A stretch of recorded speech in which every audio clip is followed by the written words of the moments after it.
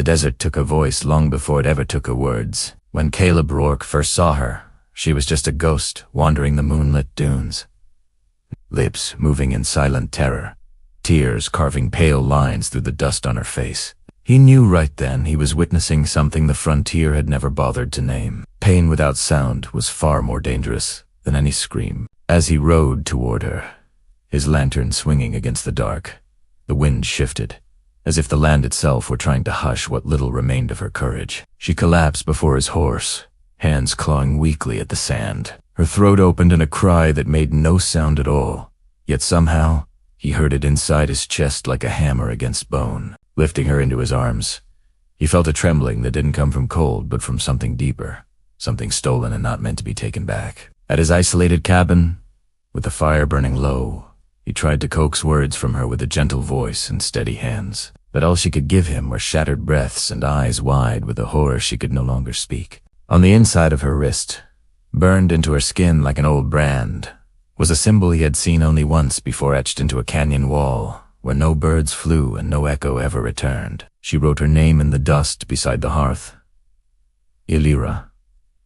And with that simple act, the fire flickered as if it recognized her. The shadows in the room leaned inward like curious listeners. Then the storm arrived, not with gradual wind, but with a sudden, crushing stillness that pressed against the cabin walls and stole the sound from the world. In that perfect silence, Illyra's silent sobs became thunder in Caleb's mind. Outside, the desert began to move, not in waves, but in slow, deliberate circles, as though something vast beneath the sand were turning in its sleep. She grabbed his arm, drawing the symbol again with a shaking finger, then pointed toward the darkness beyond the door. Her eyes begged him to understand what her voice no longer could, that something had taken it, and now it was coming for the rest of her. The knock that followed didn't strike the wood with force, but with weight, a pressure that bowed the planks inward as if reality itself were leaning closer to listen. With every knock, Illyra's mouth opened wider in a scream that still made no sound,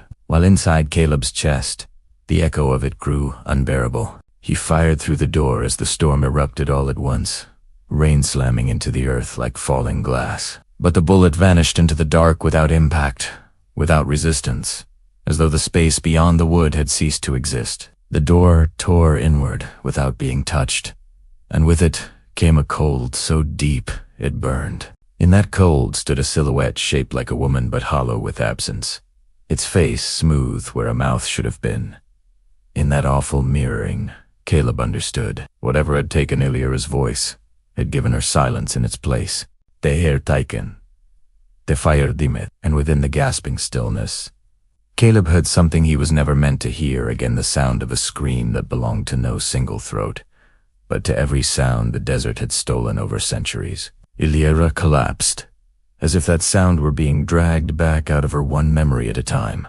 He ran, dragging her with him through the rear of the cabin as the walls folded inward like paper beneath invisible hands. The desert opened before them in a slow tear of pale light at the canyon's edge, bathing the storm in a glow that had no warmth and no mercy. At the brink, Illyra turned to him, tears pouring freely now, and though no words escaped her lips, he finally understood everything she'd been trying to tell him. The desert had not taken her voice by accident. It had taken it because voices carry memory, and memory is the only thing that can close what ancient silence tries to open. The hollow figure advanced from the tear, the storm bending toward it like a bow. In that terrible moment, Illyra placed her hands against Caleb's chest and pressed all the sound she had lost into his heartbeat. Suddenly, he felt it all: her terror, her defiance, her love for a world that tried to erase her, and the scream that had been trapped inside her since the moment the desert marked her. When the figure reached for her, Caleb released that scream back into the glowing wound with everything his lungs contained.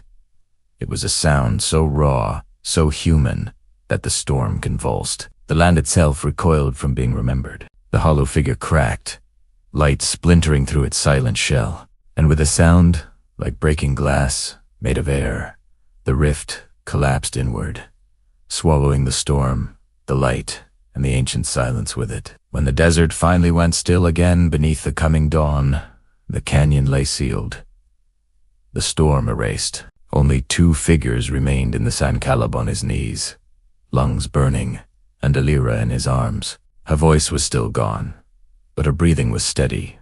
Her life returned. She would never speak again, not with sound. But every time she placed her hand over his heart, he heard her as clearly as any voice, and he knew the desert had failed to take the only thing that truly mattered.